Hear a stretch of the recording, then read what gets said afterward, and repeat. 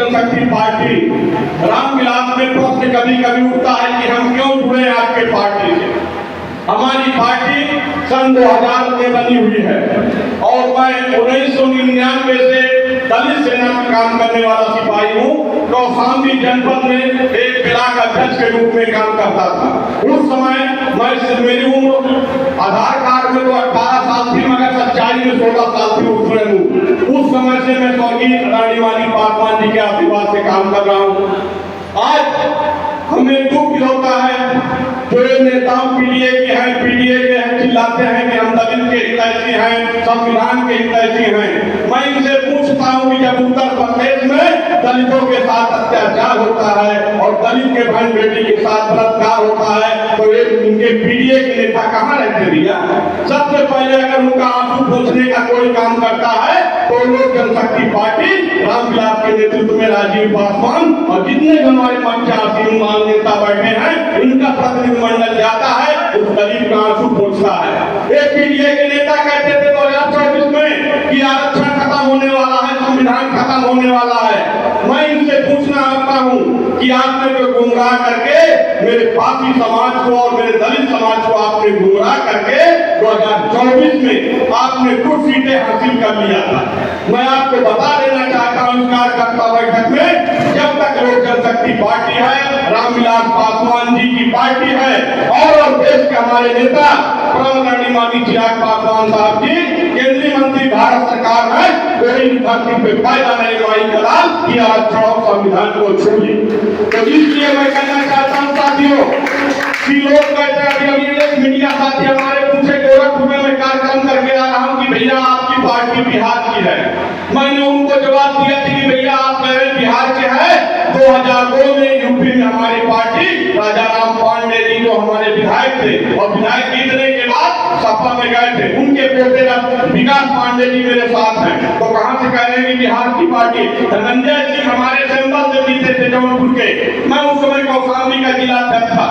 धनंजय सिंह हमारे सेंबल से जीतने के बाद गए थे। तो हमारी पार्टी लोक जनशक्ति पार्टी मजबूती से उत्तर प्रदेश में चुनाव लड़ने जा रही है। 2027 में लोक जनशक्ति पार्टी अपने बलबूते पे चुनाव लड़ेगी उत्तर प्रदेश में और 2027 में लोक जनशक्ति पार्टी के पास चाबी होगी।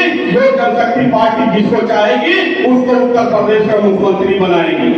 अभी मैं आपको बता दूं पीडीए के नेता उनके साथ पासी समाज के नेता है।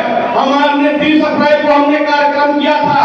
30 अप्रैल को मैंने जब कार्यक्रम किया था इलाहाबाद, मैंने वहां एक मांग किया था कि ये पीडीए के नेता जो पासी समाज के सांसद विधायक श्री अखिलेश यादव जी के पार्टी में है, इनसे मैं पूछना चाहता हूं कि भैया दलित की हत्या होती तो आप चुप क्यों रहते हैं?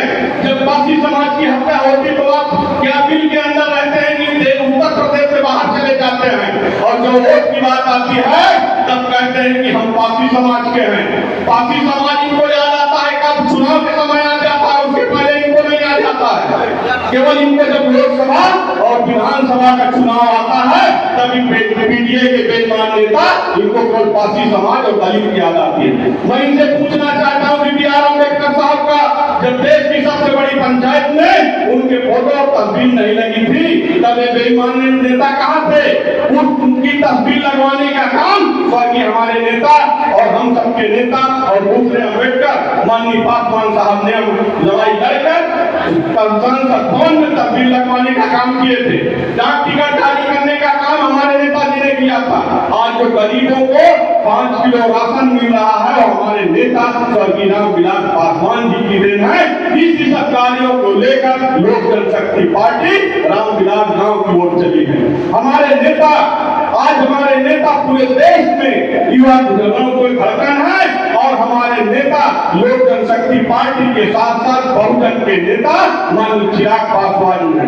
बहुजन के मतलब होता है गरीब, गुरबा, दलित, पिछड़ा, अगड़ा, सब हमारे जितने गरीब गुरबा होते हैं सबके नेता हमारे नवीन माननीय चिराग पासवान जी।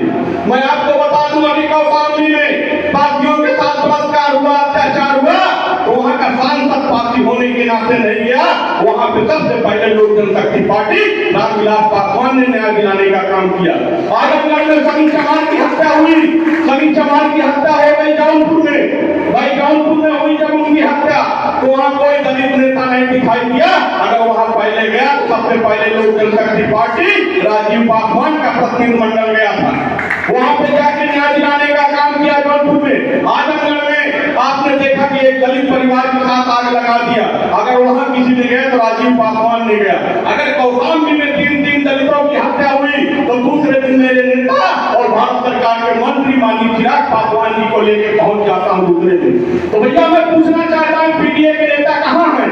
हमारी पार्टी न जातिवाद पे राजनीति करती है और न जातिवाद पे भरोसा करती है। हमारी पार्टी विकास और काम पे भरोसा करती है।